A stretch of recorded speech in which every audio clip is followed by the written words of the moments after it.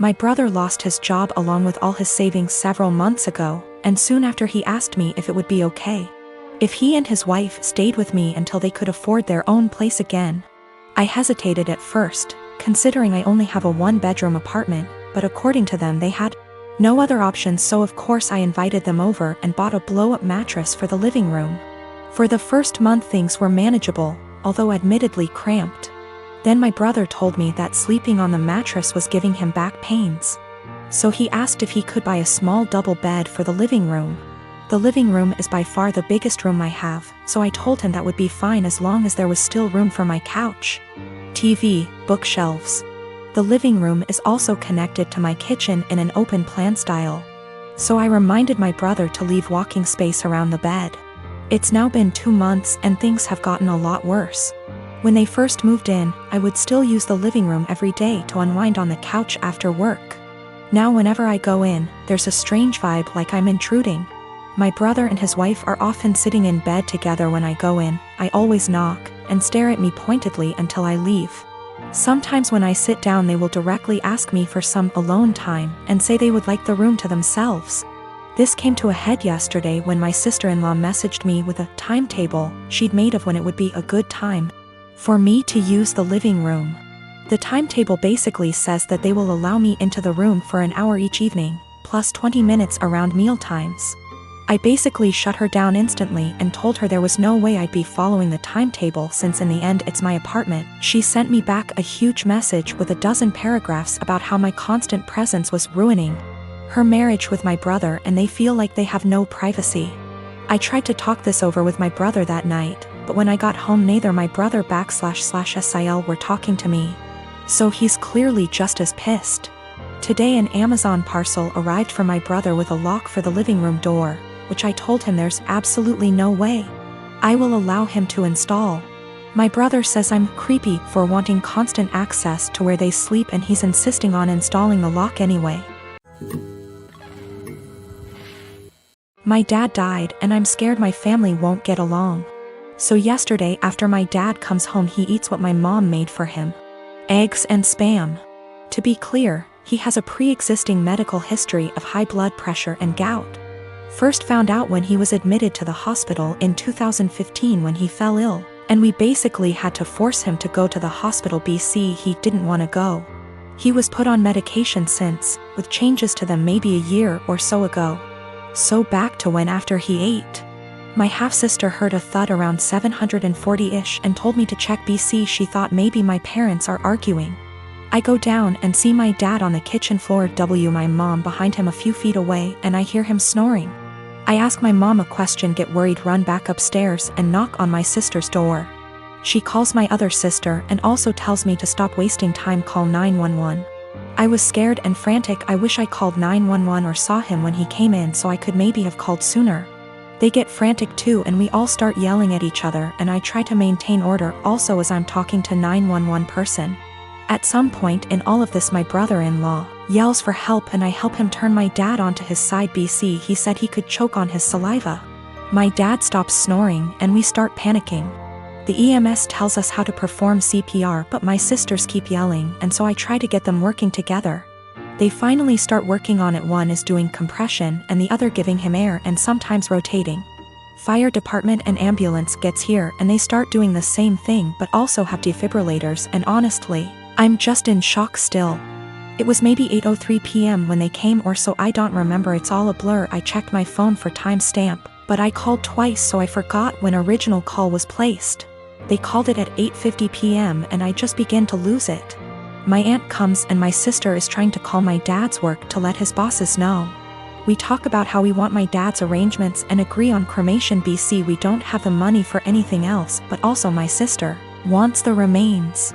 My mom is bipolar schizophrenic and my sisters and bro-in-law don't get along. Her because of a whole history that would keep you here forever if I tried to type it. My dad was a bad person but he still chose us and tried his best to provide regardless of his fallacies. He had my mom's back too, saying he wouldn't kick her out or place her in a mental home. My sisters kinda want that, I think, but I'm scared to talk about it. My mom is okay. sometimes, but also acts up BC of her mental illness sometimes, and my dad and I were her constants regardless of what happened. My mom is old and still wants to benefit from some social security services that my dad had, but my sisters and I think we should get a majority control of his account. There's a lot of renovations to be done. BC he ignored upkeep of the house for a number of years, example, the roof. My mom is not very sad about the ordeal. BC she had a long history of mental abuse from my dad, and I understand, but we for some reason stayed together. It how to move forward except for one moment at a time, and I'm still waiting for funeral home to come pick up his body. It's 8:13 a.m. now, been waiting since night before. And I have been crying, but also I can't sleep, and I'm sorry if this doesn't meet guidelines. I just need to vent. Even though I told a few friends, I'm still in disbelief. How this will moving forward. I believe it can though. But it's hard to stay positive. My sister-in-law and I have an agreement. She watches my kids 3 days a week, and I watch hers 3 days a week. This agreement has stood since March 2020 without issues. Any changes have been discussed weeks in advance. A couple weeks ago, we had an argument. The next day, I brought my kids to her house, dropped them off, and left. I didn't speak to my sister-in-law, because when one of us is in a rush, like I was, it's standard for us to just let the kids out, stay in the car, and drive off when you see the door open. I drove to work, about 40 minutes away. When I got there, I had about 20 missed calls, and even more texts, all from my sister-in-law, all saying she didn't want to watch the kids given our argument. Her first text arrived a little before I got to her place, but I didn't see it until I got to work because my phone is always on silent when I drive. I rang her, said I'll arrange to work from home, then come get the kids.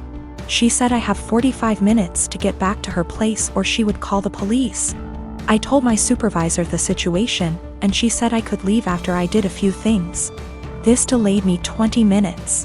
When I got back to my sister-in-law's, just over an hour later, she said she'd already called the police when the 45 minutes ran out.